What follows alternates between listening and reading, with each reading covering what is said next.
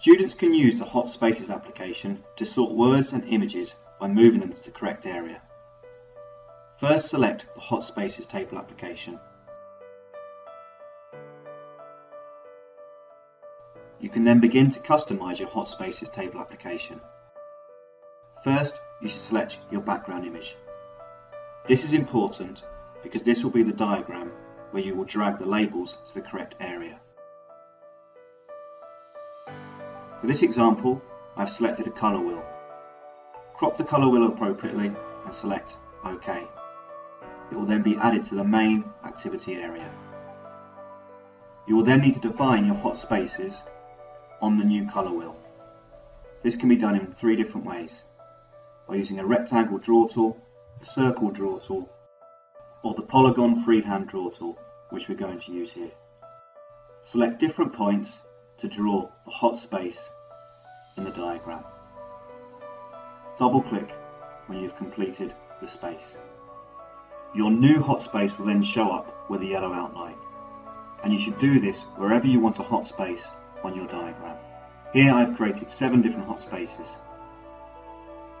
Once you've created your hot spaces, you should select back to the mouse tool in order to add a label or an image. Once you have selected the label, a label will appear on the main Hot Spaces activity area. Double click on the label to add the word you wish to use. In this example, red. We then need to match this new label to the correct hot space in our main hot space area. So select the start position, which is where the label will appear at the beginning of the activity, and then select end region to match the label to the correct hot space, which will then show with a bold yellow outline. Instead of adding a label, you can also import an image. Here I'm selecting a number of different coloured objects, which are then added to my Hot Spaces table activity. In the same way as the label, we should select the start and the end positions to match our pictures to the correct hot spaces in our colour wheel.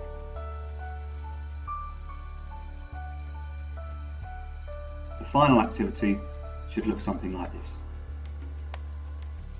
To add another activity, you can select the plus icon in the question list,